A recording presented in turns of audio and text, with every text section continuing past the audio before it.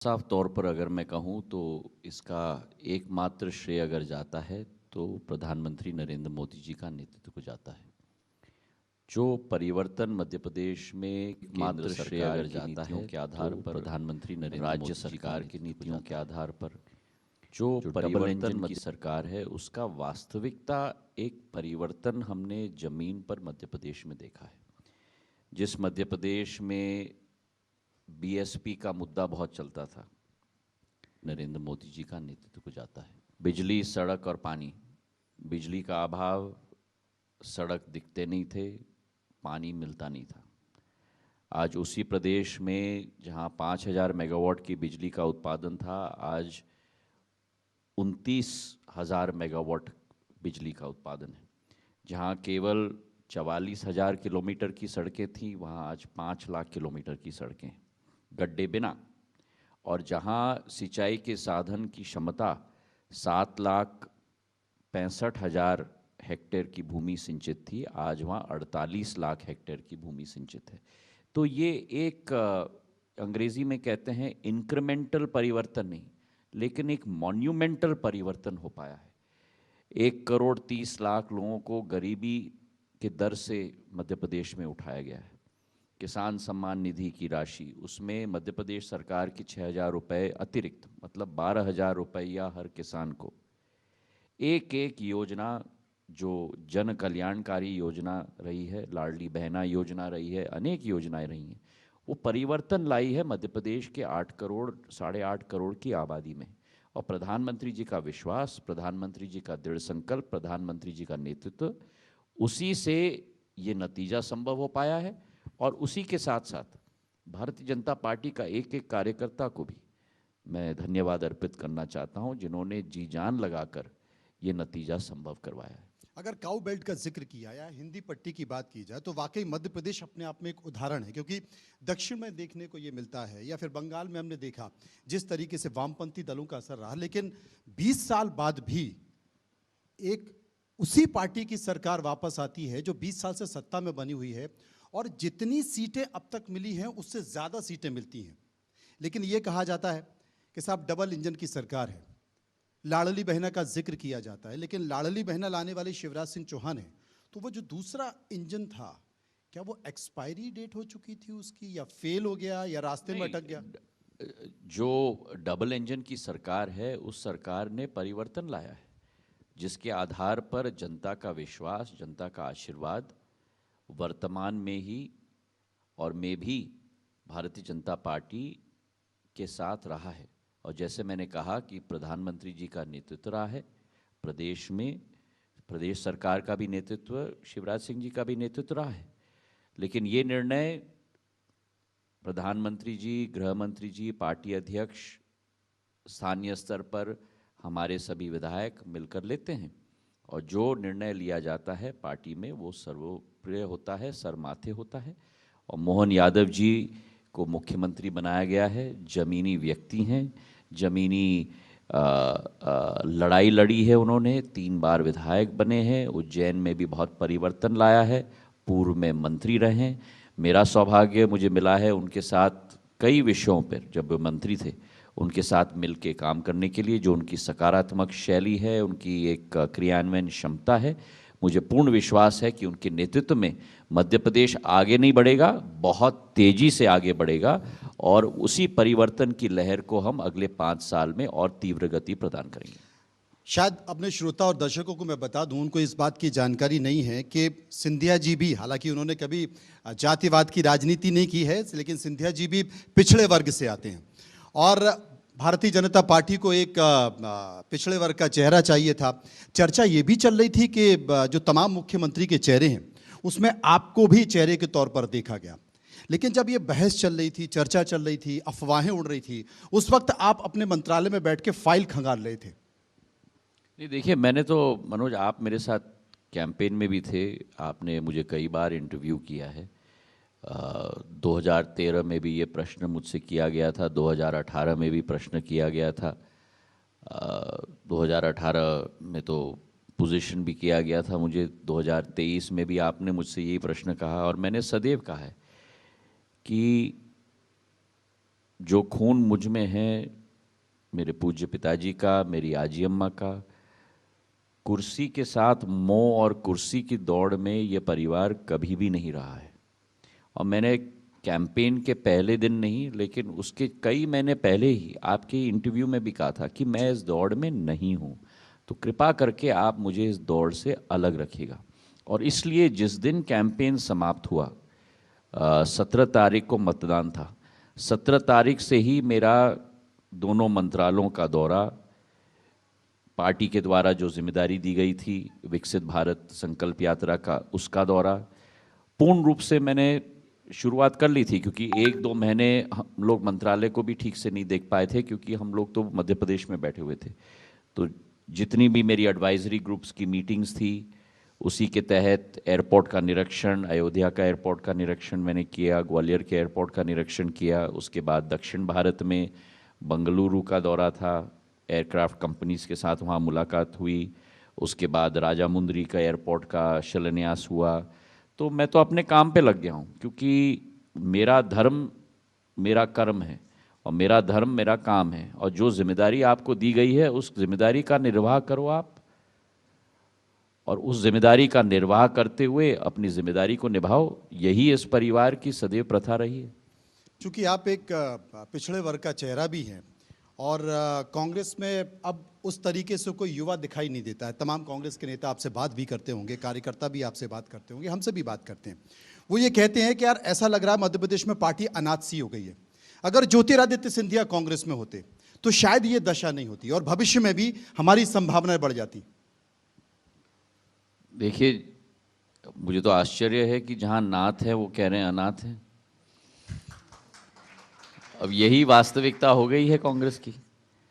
पर मैं अपने अतीत में समय व्यर्थ न करना नहीं चाहता। और दूसरी बात कि प्रजातंत्र में जैसे क्रिकेट के मैदान पे एक टीम की जीत होती है, दूसरी टीम की हार होती है। हमें क्रिकेट के मैदान में, मैं खिलाड़ी रहा हूँ, तो क्रिकेट के मैदान में सिखाया जाता है कि a sport is a sport, there is the always the victor and the vanquished. कोई जीतता है, कोई हारता है, पर स्पोर्ट्समैन स्पिरिट सदैव होना चाहिए। जब हम जीते हैं तो ये समय नहीं, मैं मानता हूँ कि किसी और पार्टी या किसी और विपक्षी दल के ऊपर मैं इस समय में कोई गलत टिप्पणी करूं, वो मेरा स्टाइल है। कांग्रेस ने अपनी लड़ाई लड़ी, भाजपा में अपनी लड़ाई लड़ी, जनता ने आशीर्वाद भाजपा को प्रदान किया। मैं जनता के समक्ष में नतमस्तक हूं और कांग्रेस को मैं शुभकामनाएं देता हूं। तमाम राजनीतिक पार्टियां अपने समय के हिसाब से अगर अपने आप को बदल दें तो कहा जाता है कि ये बेहतर होता है। जब यूपीए की सरकार थी और नए युवाओं को सरकार में लेकर आए थे, उस समय उनको पद तो दे दिए गए थे लेकिन उस तरीके से अधिकार नहीं दिए। और यही कारण है कि आप सहित कई सारे युवा राज्य मंत्रियों ने ये बात रखी थी कि हमें मंत्री तो बना दिया गया लेकिन हमें स्वतंत्रता के साथ काम नहीं करने दिया जा रहा है। उसके बाद पीढ़ी परिवर्तन की कोशिश की गई लेकिन कहीं ना कहीं संक्रमण आया। ठीक वैसा ही अब बीजेपी में हो रहा है, पीढ़ी परिवर्तन किया जा रहा है। और उस पीढ़ी परिवर्तन के तहत वो नेता जो 15 साल से, 17 साल से या 20 साल से सत्ता में है, उनसे कहा जा रहा है कि थोड़ा पीछे वाली सीट पर बैठिए और युवाओं को आगे आने दीजिए। इस पीढ़ी परिवर्तन को कैसे मानते हैं आप, उस समय कांग्रेस में भी और अभी बीजेपी में? नहीं, मैं तो इतना ही कहूँगा कि ये तो विधि का विधान है। आप राजनीतिक दलों की क्यों बात कर रहे हैं? आपकी इंडिया न्यूज़ की चैनल की आप बात करिए, बाकी टीवी चैनल्स की बात करिए, कॉर्पोरेट सेक्टर की बात करिए, सोशल सेक्टर की बात करिए। परिवर्तन एक, मैं मानता हूं कि एक्सेप्शनल बात नहीं होनी चाहिए, लेकिन मैंडेटरी बात होनी चाहिए। और जिस संस्था में परिवर्तन नहीं होता, उस संस्था का हाल आप देख रहे हो देश के अंदर। हमारे देश में, कांग्रेस की तरफ, हमारे देश में नहीं, मैं केवल कांग्रेस की बात नहीं कर रहा हूं, मैं केवल राजनीतिक दलों की बात नहीं कर रहा हूं, मैं पूरे लैंडस्केप की बात कर रहा हूं। चाहे कांग्रेस की आप बात करो, बिल्कुल सही कह रहे हो आप, कांग्रेस की आप बात करो, कॉर्पोरेट सेक्टर में आप देखो, जिन कंपनियों की एक लाइन में चलती थी 25-30 साल पहले, आज उनका नामो निशान नहीं है। तो परिवर्तन एक मैंडेटरी बात होती है और इसलिए पूर्ण नई ऊर्जा, नई नेतृत्व, नई लीडरशिप पैदा करना, ये किसी भी संस्था, चाहे चौथा स्तंभ हो प्रजातंत्र का, या राजनीतिक दल हो, या कॉर्पोरेट सेक्टर हो, कहीं भी change is something that is mandatory in the world. परिवर्तन होने ही चाहिए। लेकिन मध्य प्रदेश में शिवराज सिंह चौहान को संकेत दिया जा रहा है कि आप मध्य प्रदेश युवाओं के भरोसे छोड़िए, आप दिल्ली आइए। वो कहते हैं साहब मर जाऊंगा, मध्य प्रदेश नहीं छोड़ूंगा। मैं इस पे मैं कोई टिप्पणी नहीं करूंगा, क्योंकि शिवराज सिंह जी ने 18 वर्ष मध्य प्रदेश के विकास और प्रगति के लिए जी जान लगाया है, बहुत मेहनत की है, और अंत में वो भारतीय जनता पार्टी के एक कार्यकर्ता के रूप में उन्होंने अपना योगदान दिया है, और उन्होंने स्पष्ट कहा है कि जो पार्टी कहेगी उसके लिए मैं तैयार हूँ।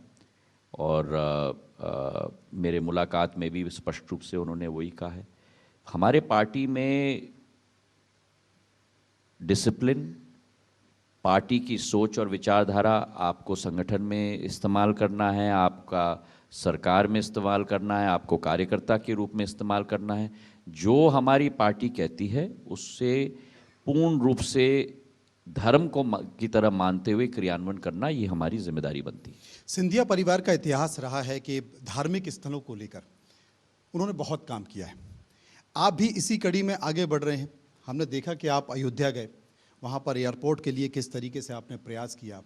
इस दिशा में और क्या क्या काम होने वाले, क्योंकि जिस तरीके से राम मंदिर बन रहा है, एयरपोर्ट का विकास हो रहा है, तमाम धार्मिक स्थलों का उन्नयन हो रहा है, महाकाल हमने देखा, ओमकारेश्वर हमने देखा, हमने बनारस देखा, काशी देखा, कितना संकेत जाता है देश के लिए। देखिए, देश में मैं मानता हूँ कि थोड़ा अध्यात्म में मेरी रुचि और मेरा विश्वास रहता है, और मैं मानता हूँ कि सृष्टि का एक चक्र होता है। हर देश का समय आता है, हर देश का समय जाता है। 400-500 साल पहले यही भारत माता पूरे विश्व पर राज करती थी। देश की करीब 25 से 30% जीडीपी भारत का योगदान होता था। आज धीरे धीरे करके प्रधानमंत्री जी के नेतृत्व में उसी लक्ष्य की पूर्ति के प्रति हम लोग अग्रसर हो रहे हैं। आज भारत का मान, सम्मान, पहचान पूरे विश्व में उनके नेतृत्व में जाना जाता है। पर हमारी प्रगति कैसी होनी चाहिए? प्रधानमंत्री जी की सोच है कि हमारी प्रगति आर्थिक रूप से जरूर होनी चाहिए।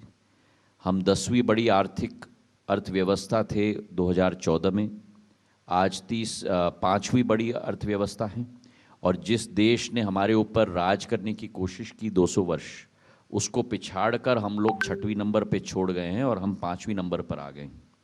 और 2027 तक, मतलब अगले 4 साल 3 साल के अंदर, हम जर्मनी और जापान को भी पिछाड़ के हम लोग 3री बड़ी अर्थव्यवस्था पूरे विश्व में बनने वाले हैं प्रधानमंत्री जी के नेतृत्व में।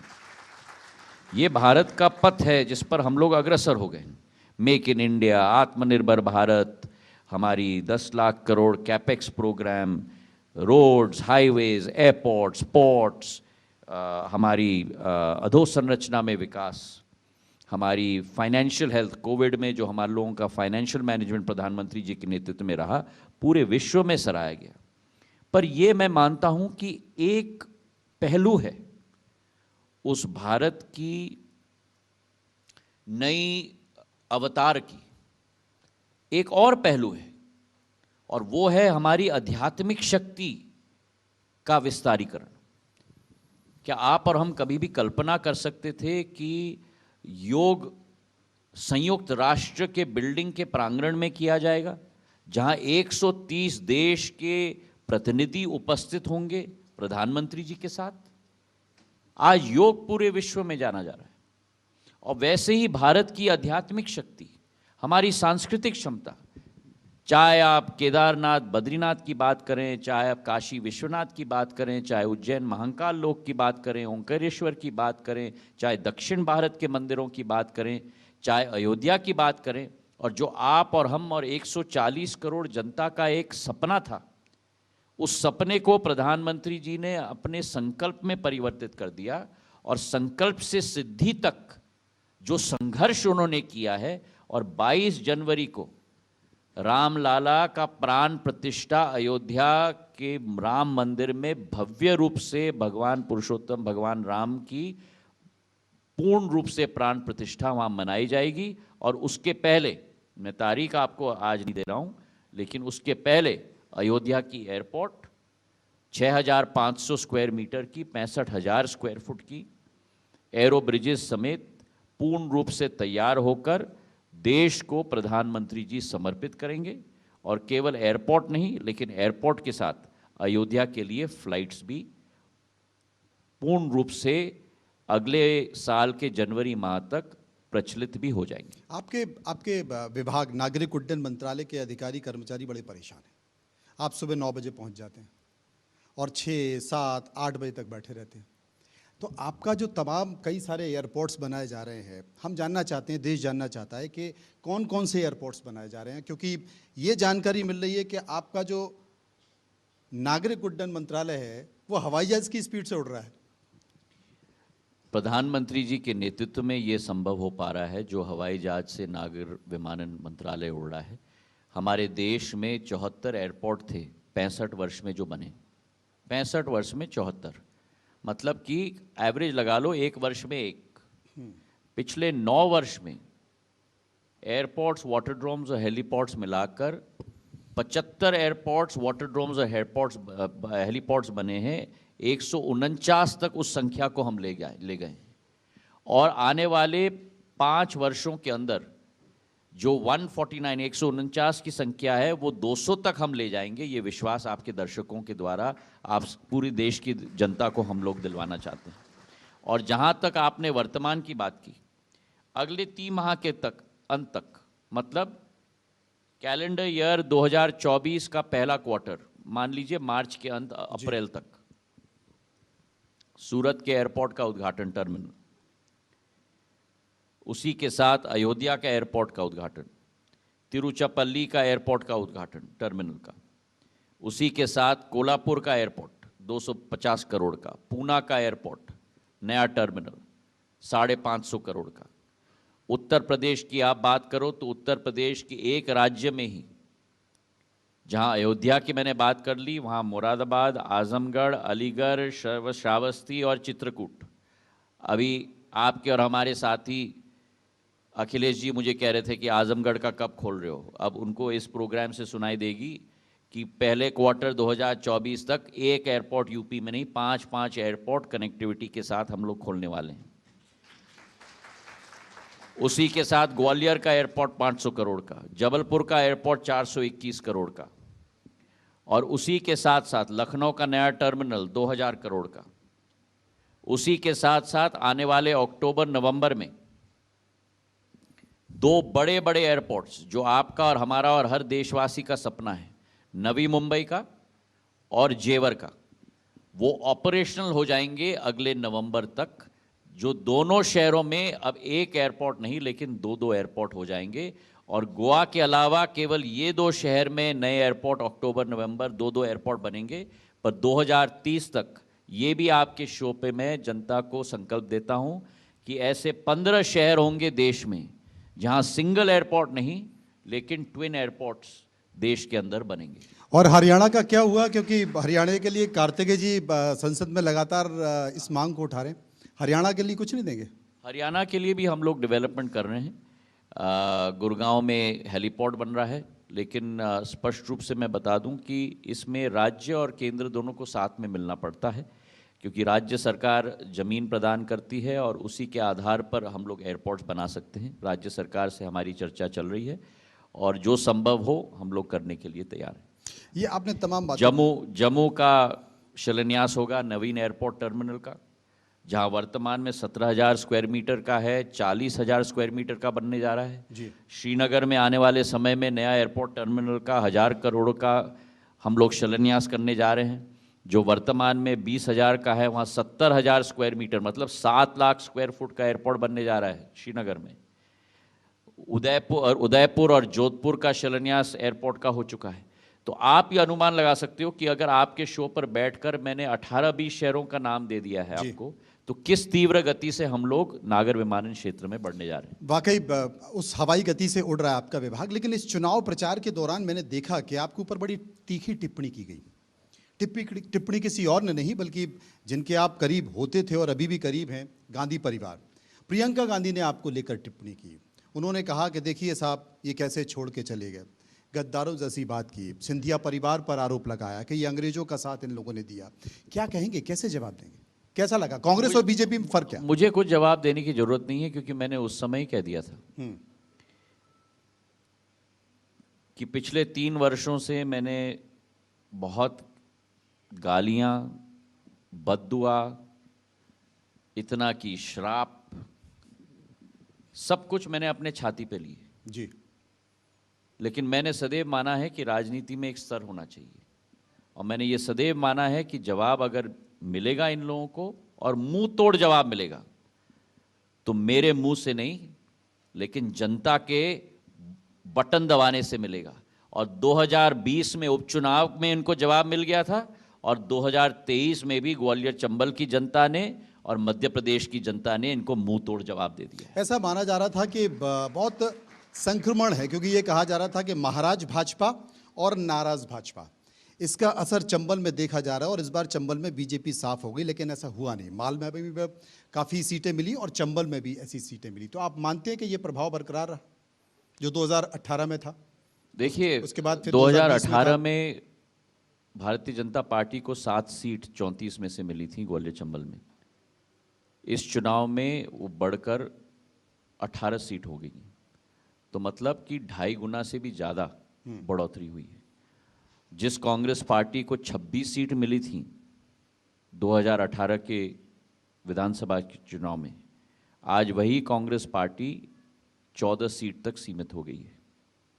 तो जनता का निर्णय स्पष्ट है, और जनता का निर्णय विकास के आधार पर, सत्य के आधार पर।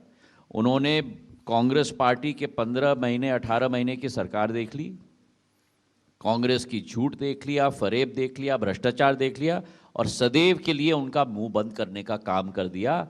जो कांग्रेस पार्टी 114 सीट पे थी, आज वो घट के 63 सीट पे आ गई है। ये दुर्दशा किसी और ने नहीं, लेकिन कांग्रेस ने अपनी की है, अपने कर कमलों के आधार पर। और हमारे शास्त्रों में लिखा जाता है कि जैसी कथनी और जैसी करनी वैसे ही भरनी, और वही जनता ने जवाब कांग्रेस को दे दिया है।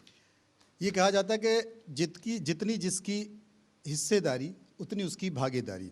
2018 के बाद 2020 आया, 20 में आप बीजेपी में शामिल हुए और मंत्रिमंडल में एक बड़ी संख्या आपकी थी मंत्रियों की। अब फिर से सरकार बन गई है, क्या माना जाए उतनी हिस्सेदारी मिल पाएगी, उतना सरकार में? मैंने आपको बार बार कहा है मनोज, मैं भारतीय जनता पार्टी का कार्यकर्ता हूं, मैं ना भारतीय जनता पार्टी का नेता हूं। पर आपके विधायक और कार्यकर्ता इंतजार कर रहे हैं। और वो भी कार्यकर्ता हैं, हम सब भारतीय जनता पार्टी के कार्यकर्ता हैं। जो नेतृत्व निर्णय करेगा उसे सिरमाथे लेकर अपने कार्य के प्रति निष्ठा के साथ काम करना, ये हमारा धर्म है, साफ साफ।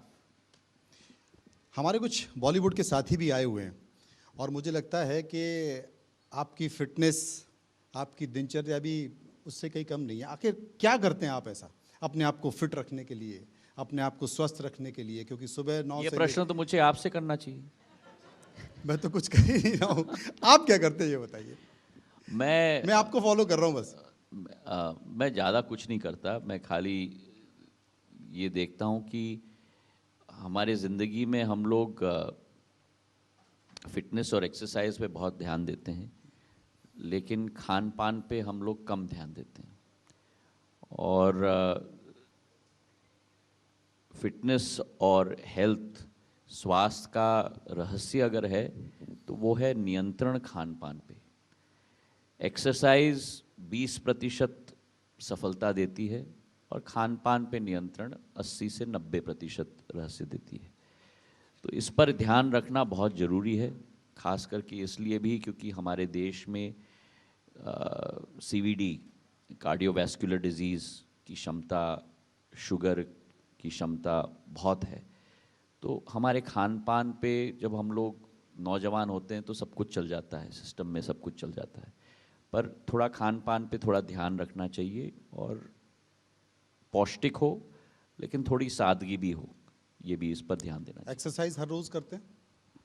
जब जब मैं कर पाता हूँ, पर ज़रूरी है क्योंकि फिज़िकल फिटनेस के आधार पर मेंटल फिटनेस भी होता है और मेंटल फिटनेस के साथ साथ काम करने में, लंबे घंटे काम करने में भी एक अवसर प्रदान करता है। पर इसमें ये भी ज़रूरी है मनोज कि आपके शरीर को अपना रेस्ट टाइम भी ज़रूरी है और एक कॉन्सेप्ट है स्वास्थ्य में सर्केडियन क्लॉक का, जो दिनचर्या को 3 भाग में काटता है, 8 घंटे 8 घंटे और 8 घंटे। और हम भूल जाते हैं कि हम सोचते हैं कि हम सो गए उठ गए तो मतलब पूरा सिस्टम फिट। आपके हर ऑर्गन को 8 घंटे चाहिए काम करने के लिए, 8 घंटे चाहिए रेस्ट करने के लिए और 8 घंटे चाहिए रिपेयर करने के लिए, क्योंकि सेल्स को भी अपने आप रिपेयर होना पड़ता है। तो अगर पूरे दिन आप खाते रहोगे तो आपके ऑर्गन को कभी टाइम नहीं मिलता अपने 16 घंटे का काम करने के लिए। तो इन कॉन्सेप्ट्स को भी हम लोगों को अपने जीवन में रखना चाहिए। इसलिए ये पुराने कॉन्सेप्ट्स हैं हमारे देश में। पुराने ज़माने में जब ये बिजली नहीं होती थी तब किसान सुबह सूर्य के पहले किरण के साथ 4 बजे 4:30 बजे उठ जाता था और रात्रि भोजन जैसे जैन समाज करती है, जी जी, सूर्यास्त के पहले 5-6 बजे करके हम लोग सो जाते थे और वो समय मिल जाता था बॉडी और सिस्टम को पूरे अपने आप को रिचार्ज करने के लिए। आधुनिक युग में प्रोडक्टिविटी भी ये डब्बे वब्बे के साथ, कंप्यूटर के साथ बहुत बढ़ चुकी है, पर उस प्रोडक्टिविटी के साथ डिजीज़ भी बहुत बढ़ चुकी है। तो कहीं ना कहीं हमें अपने जीवन में भी वो संतुलन लाना चाहिए और सब लोग इसका अनुसरण भी करेंगे। एक अंतिम सवाल देश के प्रधानमंत्री नरेंद्र मोदी के लिए।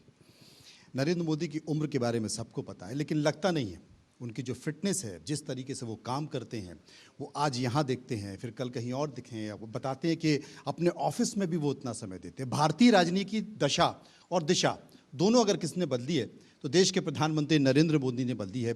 और ये भी कहा जा रहा है कि 2024 कहीं गया नहीं है, वो भी इस बार ऐसी संभावना, तमाम राजनीतिक पंडित इस बात का जिक्र कर रहे हैं कि 300 पार।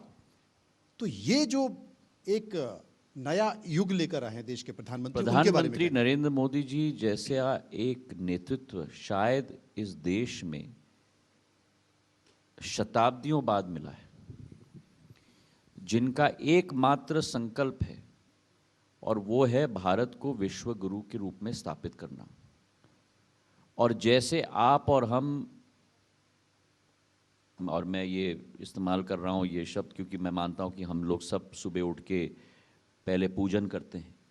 प्रधानमंत्री जी के लिए अपना पूजन माँ भारती है और दिन और रात माँ भारती की सेवा में उस लगन के साथ रखते हैं।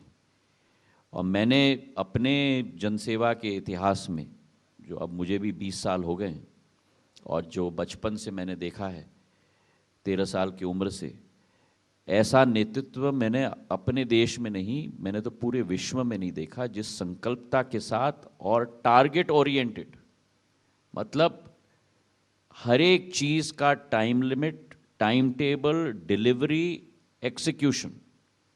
ये नहीं कि हम लोग केवल शिलान्यास करें, पर उसका उद्घाटन कब होगा, लोकार्पण कब होगा, जनता को कब समर्पित करेंगे। और जनता को समर्पित करने के बाद भी कहानी वहाँ समाप्त नहीं होती प्रधानमंत्री जी के साथ, उसका लाभ मिल रहा है कि नहीं, सर्विस क्वालिटी लेवल्स क्या हैं, जो कॉर्पोरेट सेक्टर में शब्दावली का इस्तेमाल होता है, की performance indicators, KPIs, SLA, service level assurances, ये सारे कॉन्सेप्ट्स का उपयोग प्रधानमंत्री जी अपने एक एक मंत्रालय में करते हैं और इस पर पूरी पैनी नजर रखते हैं, जिसके आधार पर ये मॉन्यूमेंटल चेंज हम लोग भारत में देख पाए। आपने ITV नेटवर्क से बात की, आपका बहुत बहुत शुक्रिया। बहुत बहुत धन्यवाद सभी।